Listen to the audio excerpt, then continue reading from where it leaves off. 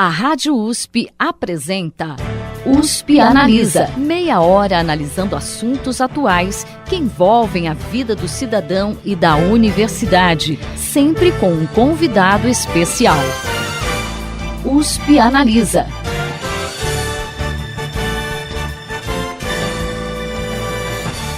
Desde o final da década de 70, o Brasil vem mudando suas políticas de saúde mental, priorizando o atendimento ambulatorial e a reinserção do paciente na sociedade, uma abordagem diferente da internação em hospitais psiquiátricos, muito utilizada até então. O modelo, que foi bastante elogiado internacionalmente, agora pode sofrer mudanças após uma decisão do Ministério da Saúde, em dezembro de 2017, que pode reformular essa política. Para discutir esse tema, o USP Analisa de hoje traz a docente do Departamento de Psicologia da Faculdade de Filosofia, Ciências e Letras de Ribeirão Preto da USP, Clarissa Mendonça Corradi Webster, e o coordenador de Saúde Mental de Ribeirão Preto, Marcos Vinícius Santos. Sejam bem-vindos ao USP Analisa. Obrigada. Obrigado. Para a gente começar, como está estruturada hoje a Política Nacional de Saúde Mental? No final do ano passado, houve uma reformulação, como você disse, em relação à política nacional, e a política está estruturada por níveis de complexidade. Então, são 3 níveis de complexidade. Então, o nível primário são as UBSs, que seriam uma das portas de entradas da rede de atenção. E a UBS, às vezes, a gente não dá muita atenção para ela, a gente sempre pensa em serviços especializados, mas a UBS ela tem um papel central na atenção em saúde mental, atenção primária, tanto para resolver casos de sofrimento mental ou de transtornos mentais mais leves e também para acompanhar casos de transtornos mentais mais graves, né? Então, ela tem um papel muito importante. Então, no nível primário seriam as UBSs, no nível secundário a gente contaria com os ambulatórios, que aí é uma novidade da política do ano passado, né? Ambulatórios multidisciplinares que foram propostos para casos de média complexidade. Depois os CAPs, que aí pela política ficariam com casos mais crônicos, né, e com foco muito grande na reabilitação psicossocial, além do papel de matriciamento da atenção básica, e também os serviços de urgência e emergência para situações que estão agudizadas. E aí, em nível terciário, foi colocado leitos em hospitais gerais, com foco principal em situações de comorbidades clínicas, e leitos em hospitais psiquiátricos para casos agudizados. E, além disso, a política colocou alguns serviços que eles chamam de serviços com fins à saúde, que seriam as unidades de acolhimento para situações de álcool e drogas e pessoas que têm pouca rede de apoio social, comunidades terapêuticas também para internações relacionadas a álcool e drogas, e o serviço residencial terapêutico, que são para pessoas oriundas de hospital psiquiátrico e que não teriam lugares, uma casa, família, né, um outro lugar, aí, uma rede de apoio com quem contar. Então, essa foi a organização que foi dada o ano passado para a nova política de saúde mental. E em relação à política que existia anteriormente, quais as diferenças básicas? A senhora citou algumas coisas que foram acrescentadas, foi isso? Em relação à política anterior, os ambulatórios são uma novidade, né? Então, a política anterior não contava com a presença dos ambulatórios. Então, são chamados de ambulatórios multidisciplinares. A gente tem um histórico de ambulatório na saúde mental que foram acabando com o decorrer do tempo, né? E foram se privilegiando os CAPs, e agora a gente vê uma retomada, né? E aí eles teriam essa função de atender casos de média complexidade.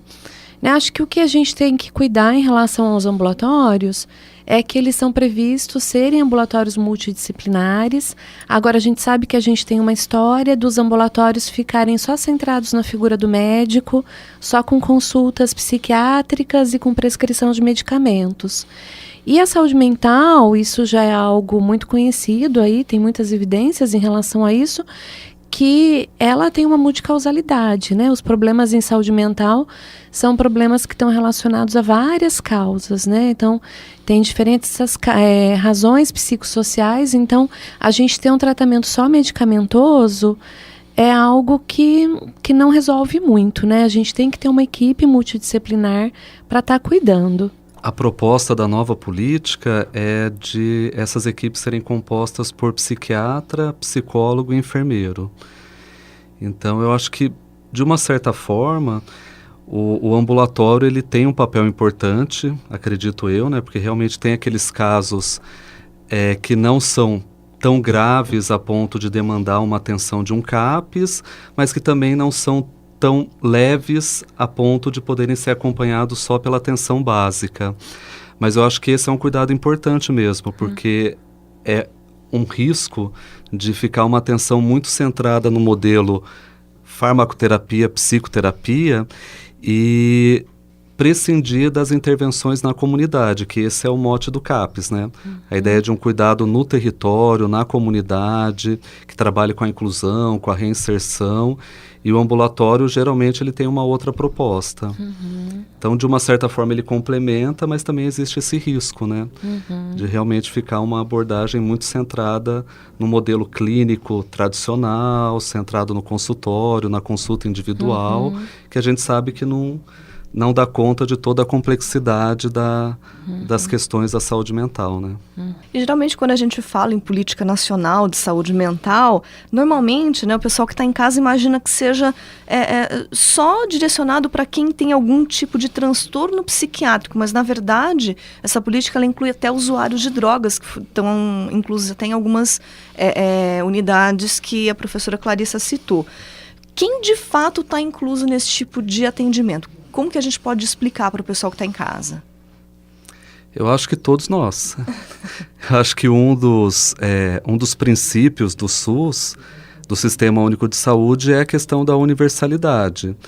Então, a ideia é que a saúde mental, que a gente chama de rede de atenção psicossocial, ela oferta cuidado para todos aqueles que tenham algum tipo de sofrimento mental que esteja causando algum tipo de prejuízo em algum aspecto da sua vida.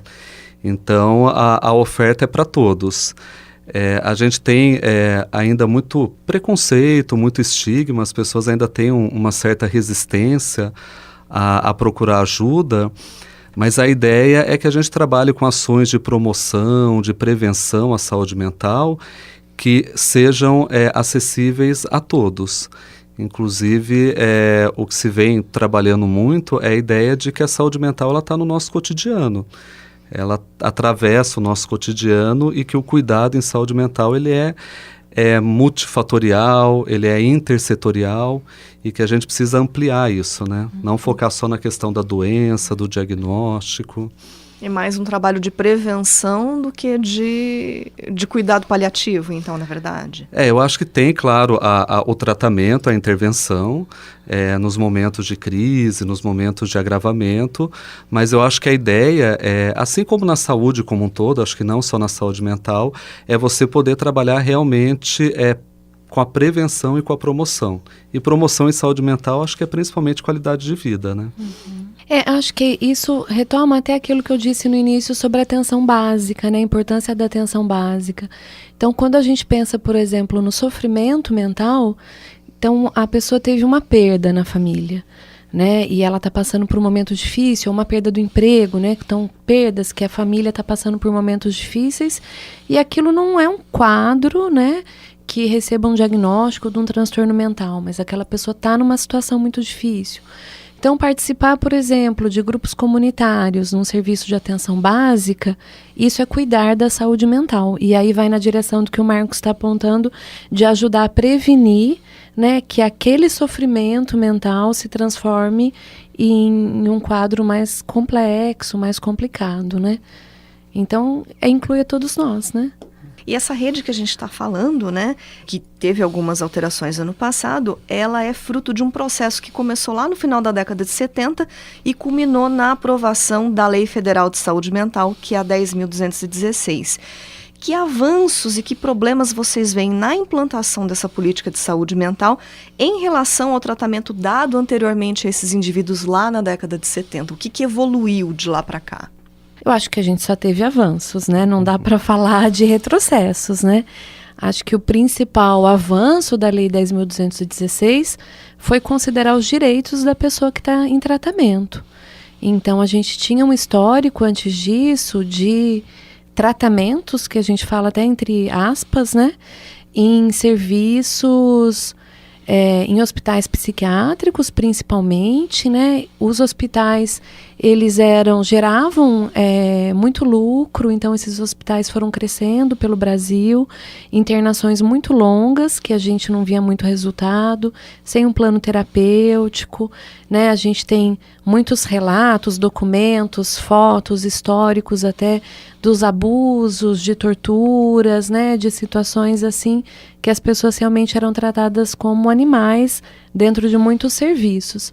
Além das pessoas que estavam lá dentro, não necessariamente tinham problemas com saúde mental, né? Então, eram pessoas que chegavam, pessoas com problemas com saúde mental, com drogas, demência, uma mulher que era mãe solteira, desafeto familiar, problema político. A gente tem histórico das mais diferentes pessoas que chegavam até esses serviços e não conseguiam sair. Então, a Lei 10.216 veio, né, para falar sobre os direitos dessas pessoas, para falar sobre o limite das internações, né, para falar que o tratamento comunitário ele deveria ser privilegiado, que as pessoas teriam que ser tratadas na comunidade e regular as internações, né? Então, que situações que uma pessoa pode ser internada, como que essas internações podem acontecer. Então, começou a colocar limites em relação a isso. Acho que esse é um aspecto muito importante, porque o modelo que foi implementado a partir da Lei 10.216, ele nunca prescindiu da internação. Na verdade, a internação ela sempre foi parte da política, mas entendida como algo a ser evitado o máximo possível, um recurso a ser utilizado realmente quando as outras possibilidades de cuidado não foram suficientes.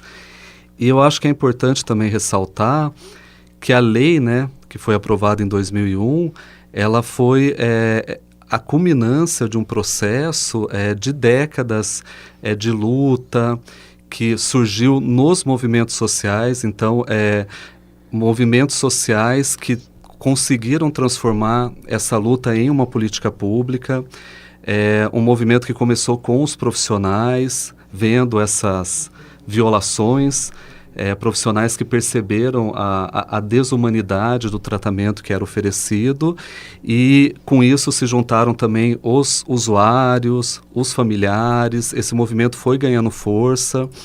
Foi uma lei que tramitou durante 11 anos no Congresso, então realmente foi algo que foi conquistado com muita luta e com a participação de toda a população.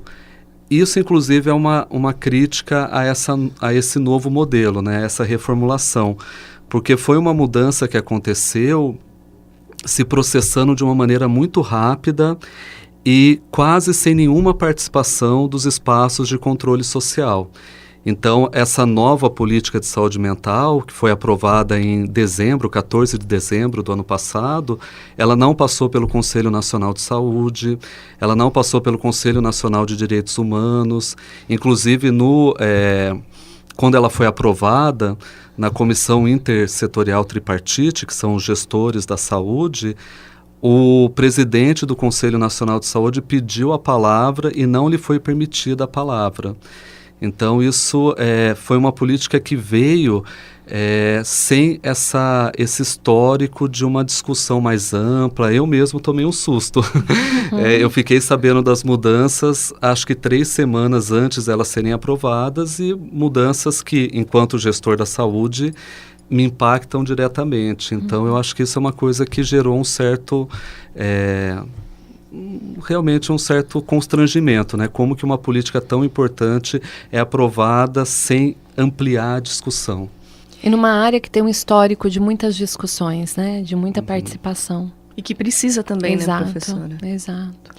Uma das propostas da reforma psiquiátrica que veio com a lei 10.216 trazia a desativação gradual dos manicômios, e que agora até, né, voltou à tona essa discussão. Mas muitos dos pacientes que a gente ainda tem nesses locais nem sempre têm familiares ou mesmo documentos, então isso praticamente impossibilita a reinserção deles na sociedade. Nesse caso, como que a gente deve proceder? A gente tem um dispositivo que são as residências terapêuticas. Então, a proposta porque antigamente a gente tem relato de pessoas que praticamente viveram a vida toda dentro do hospital psiquiátrico. Pessoas que foram internadas com 15, 20 anos e foram falecer com 60, 70 anos, tendo vivido a vida toda dentro do hospital psiquiátrico. Um dos dispositivos que veio junto com a reforma, com a lei 10.216, foi a proposta das residências terapêuticas. O que elas são? São moradias na comunidade, casas, mas que possuem cuidadores, exatamente para possibilitar que essas pessoas que passaram boa parte da vida, se não quase a vida toda no hospital, possam se reinserir na comunidade. Então a proposta é que os cuidadores eles vão estimular e promover a autonomia, que a pessoa realmente possa ter uma vida cotidiana, uma vida como a vida que a gente leva. Essas residências, elas têm o apoio, a supervisão do CAPS de referência, então sempre tem algum CAPS de referência, e a equipe do CAPS vai cuidar para que essa residência seja o mais próximo possível de uma residência. É claro que existem algumas pessoas que têm alguns comprometimentos, até geralmente mais físico do que mental, em decorrência do envelhecimento.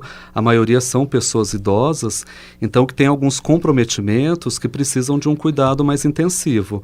Por isso até que a gente tem a residência do tipo 2, que tem cuidador 24 horas. Mas a ideia é essa, que possam ser reinseridos na comunidade. Aqui na região de Ribeirão Preto, a gente tinha histórico de algum hospital psiquiátrico e que foi migrando para essas residências terapêuticas. Quantas residências terapêuticas a gente tem em Ribeirão Preto? Então, Ribeirão Preto é até interessante, porque Ribeirão Preto tem uma história de pioneirismo nessa área. Na verdade, o modelo de residência terapêutica ele foi influenciado por uma iniciativa aqui de Ribeirão, da década de 80, que são as pensões protegidas, que começaram dentro do hospital, com algumas casinhas dentro do hospital, que eram como se fosse um ensaio, né?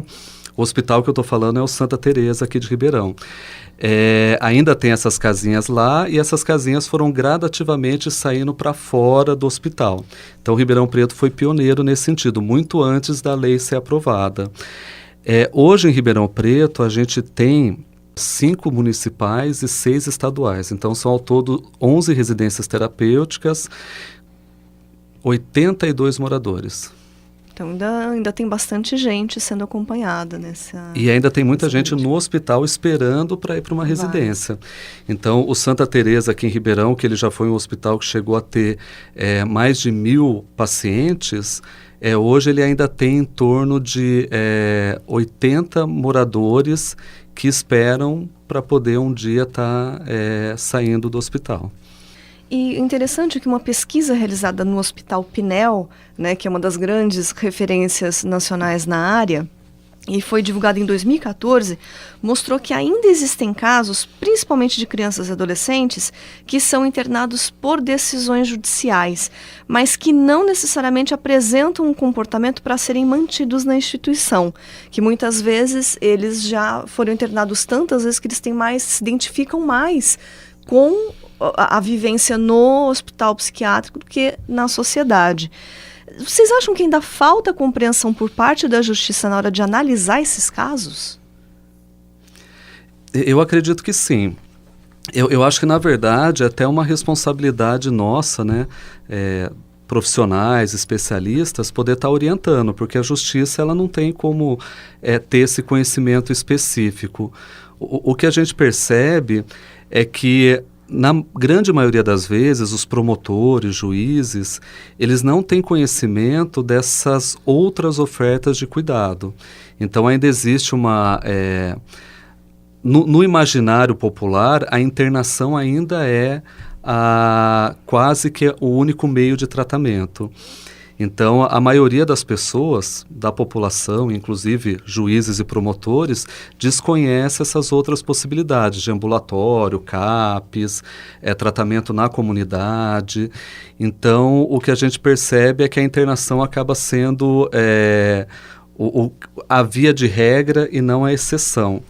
Mas, geralmente, existe abertura para o diálogo. Então, é muito comum a gente, como profissional, o juiz expede um pedido de internação, a gente manda um ofício explicando que não é um caso para internação, que existem outras possibilidades, e na grande maioria das vezes o juiz acaba acatando a orientação do profissional especialista. Então, acho que é muito mais uma questão de poder aproximar a saúde do judiciário do que uma questão de que o juiz queira internar. Eu acho que, na verdade, a gente precisa realmente aumentar esse diálogo, né? Intensificar essa troca. A gente vê que isso acontece muito também na área de álcool e drogas, com as internações compulsórias. Então, muitas vezes a família procura o judiciário e eles ficam muito mobilizados, né, com a família, com a demanda da família, e fazem esse encaminhamento para internação compulsória. E muitas vezes com desconhecimento mesmo, né, de outras formas de tratamento, outros equipamentos da rede. Então, acho que eu vou nessa direção que o Marcos falou, da gente também estar trabalhando junto a essas pessoas, né, para informá-las sobre o que a rede oferece, ou o que deveria oferecer, e aí a gente somar forças para batalhar por essas coisas que a gente não tem. Existe algum tipo de iniciativa para conscientizar a comunidade, tanto por parte do poder público ou até mesmo da universidade? A gente tem algum tipo de programa nesse sentido? Uma das propostas da reforma psiquiátrica é essa mudança cultural. Quando se fala em reforma psiquiátrica, as pessoas ficam muito focadas na mudança de modelo, na mudança de serviço. Então, sai do hospital psiquiátrico e vai para o CAPS. Mas, na verdade, a reforma psiquiátrica ela é muito mais ampla do que isso. Uma das propostas, que talvez seja a mais importante, na minha opinião, é a mudança cultural da forma como a sociedade olha para a loucura. Então, qual que é o espaço do diferente? O louco é o diferente. E qual que é o espaço que a gente oferta para quem foge dos padrões? Durante muito tempo foi o manicômio.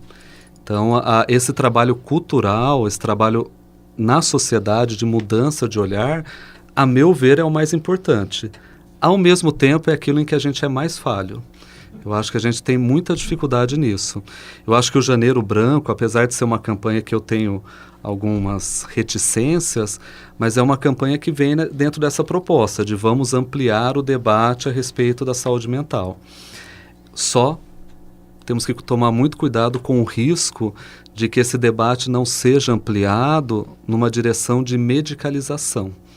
Que eu acho que esse é um pezinho atrás que eu tenho com a proposta do Janeiro Branco, que falar em saúde mental tem que ser muito mais do que falar em medicalização, em diagnóstico, em tratamento, pensar na saúde mental enquanto o nosso cotidiano.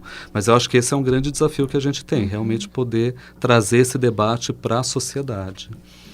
E eu penso que a formação também, né? Acho que a gente tem que estar investindo na formação dos diferentes profissionais para essa área, para estarem trabalhando na rede, em diferentes equipamentos. Então, por exemplo, aqui no nosso curso de psicologia, a gente tem privilegiado a formação dos alunos em psicologia, com estágio no Centro de Atenção Psicossociais de Ribeirão Preto. Então, para eles se formarem como psicólogos que podem contribuir aí na área de saúde mental para esse trabalho comunitário. A atenção básica, eu vou retomar também, né? Eu acho que a própria legislação coloca que uma das funções da atenção básica na área de saúde mental é também ir na direção de batalhar contra esses preconceitos, né? De colocar esses temas em discussão na sociedade, porque as unidades básicas de saúde que estão ali inseridas na comunidade, estão ali dentro do bairro, conhecem os problemas da comunidade, então seria uma das missões da atenção básica também levantar essas bandeiras para se discutir e ajudar a terminar com o preconceito e ajudar a população a estar mais consciente do que pode procurar. E eu sempre penso, né, que a mídia é importantíssima, né? Então a gente fica sempre agradecido de ter esses espaços aqui, né? Eu queria agradecer porque eu acho que é pela mídia que as pessoas ficam sabendo, né, das coisas que estão acontecendo.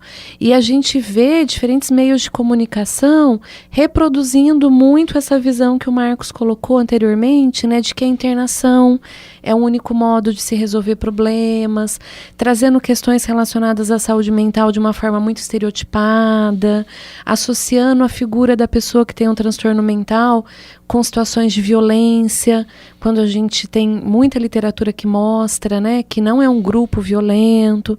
Então a gente tem coisas que aparecem assim que acabam aí fazendo um certo desserviço.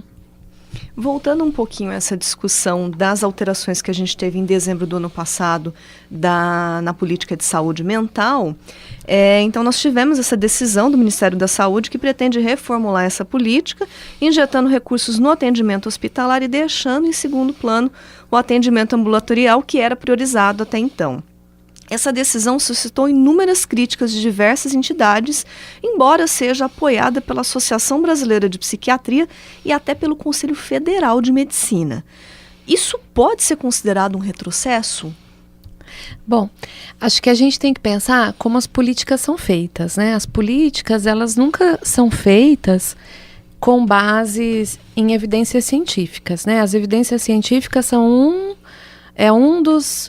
uma das influências para a construção de qualquer política, né? A gente tem aí diferentes influências, né? E dentre essas influências, então, a gente tem evidências científicas, tem pressões de diferentes grupos, né? Profissionais, diferentes lobbies, a gente tem pressões de políticos, a gente tem pressões econômicas, a gente tem a mídia, a gente tem diferentes atores que influenciam na construção de uma política. Então, as políticas não são feitas em base de evidência científica. Acho que é isso importante a gente pontuar. Então, são esses diferentes atores aí que fazem essa pressão. Uma preocupação que a gente tem muito grande em relação a essa mudança é, como você mesmo disse, né, um foco em serviços fechados e internações. Então, acho que é isso que está todo mundo muito de olho, né, que tem uma preocupação muito grande. Será que o foco no cuidado em álcool e drogas vai ser nas comunidades terapêuticas, né, e em saúde mental vai ser só internações em hospitais psiquiátricos ou em hospitais gerais ou não? E aí eu gostaria de retomar para você, né, porque a gente está falando muito sobre a nossa legislação no Brasil, mas essa é uma discussão internacional, né? Eu acho que quando a gente pensa na importância do atendimento comunitário, isso não é algo que nós brasileiros inventamos, né? Que a gente que pensou assim e resolveu com os nossos políticos na nossa legislação. A gente tem vários documentos da Organização Mundial de Saúde que recomendam e orientam os diferentes países na construção de políticas em saúde mental, colocando como que essas políticas deveriam ser feitas, como que a rede deveria ser organizada. E a Organização Mundial de Saúde coloca que grande parte das pessoas com problemas em saúde mental vão se beneficiar de cuidados próprios, né? Então, assim, a gente faz coisas para se cuidar, ou de outros equipamentos da comunidade, como procurar uma igreja, um amigo, procurar um grupo comunitário, né? E aí, quando entra mesmo na rede de atenção, né, eles colocam como a atenção básica e como importantíssima, né, viria logo em seguida, e depois disso, os serviços comunitários de saúde mental. né? E a OMS coloca isso em diferentes documentos, né?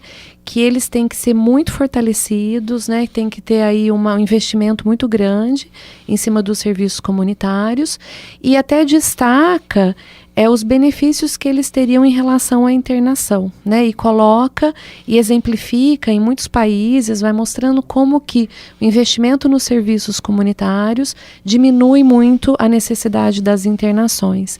Então, acho que uma grande preocupação nossa é essa, né? É de que o investimento seja nas internações e haja um desinvestimento nos serviços comunitários. Então, a gente sabe que a política anterior não era perfeita, né? A gente sabe que ainda tinha muito que se fazer para investir em serviços comunitários. Então, alguns críticos da política anterior falam, mas a gente não via resolutibilidade nos CAPs, mas os CAPs ainda estavam precisando, né, de mais profissionais e tal. Mas, exato, a gente precisa, então, lutar para fortalecer esses serviços, né? Lutar para fortalecer não só os CAPs, né, mas a atenção básica, né, outros equipamentos da rede comunitária, que realmente a gente ainda tem dificuldades. Então, a gente tem que fortalecer essa rede comunitária ao invés de fortalecer os hospitais. Eu acho que é muito importante isso que a Clarissa está falando, e eu entendo como um retrocesso mesmo. Eu acho que quando a gente vai avaliar uma política pública, é importante a gente saber para onde que o dinheiro vai. Se você quer saber qual que é o objetivo de uma determinada política, você tem que olhar para as linhas de financiamento. E o que a gente tem, que já foi anunciado agora em janeiro pelo Ministério da Saúde, é que metade dos recursos da saúde mental, 160 milhões de 320, vão para serviços de internação. Isso já foi anunciado, sendo que 100 milhões para as comunidades terapêuticas, que são serviços particulares, privados. Então, você tem quase 1/3 dos recursos voltados não para a saúde pública, mas para a saúde privada. Então, eu entendo que é uma política que está indo na contramão daquilo que a gente vê nos países mais desenvolvidos, daquilo que vinha sendo feito no Brasil, que é priorizar o atendimento comunitário e a saúde pública. Então, é uma política que está indo na contramão desse processo. O que a gente vê com relação à internação é que em muitos países você vem substituindo a internação no hospital psiquiátrico pela internação no hospital geral. A internação ela é necessária, sem sombra de dúvidas, em alguns casos, mas a ideia é que no hospital geral a pessoa não fica segregada, ela não fica isolada. Como acontece no hospital psiquiátrico. O hospital psiquiátrico, por melhor que ele seja, e nós temos ótimos hospitais psiquiátricos que oferecem um cuidado de qualidade, humanizado, mas por melhor que o hospital psiquiátrico seja, ele promove o isolamento. Isso é inevitável pela própria proposta. Assim como as comunidades terapêuticas, que têm a sua importância, têm o seu papel, mas também levam ao isolamento, que a gente entende que tem que ser a última alternativa. E o que a gente vê é que a política está indo numa outra direção. Bom, nós do USP Analisa vamos continuar acompanhando esse assunto e fica o convite para vocês voltarem para a gente fazer uma nova avaliação, né, de como essa situação vai ficar daqui a algum tempo. Eu gostaria de agradecer a presença da docente do Departamento de Psicologia da Faculdade de Filosofia, Ciências e Letras de Ribeirão Preto da USP, Clarissa Mendonça Corradi Webster, e do coordenador de Saúde Mental de Ribeirão Preto, Marcos Vinícius dos Santos. O programa de hoje fica por aqui, agradecemos a audiência e até a próxima semana. Você ouviu USP Analisa, um programa da Rádio USP Ribeirão em parceria com o IEA, Instituto de Estudos Avançados, Polo Ribeirão Preto. Produção do Serviço de Comunicação Social da USP e do IEA. Coordenação, Rosimeire Talamone. Apresentação, Thaís Cardoso.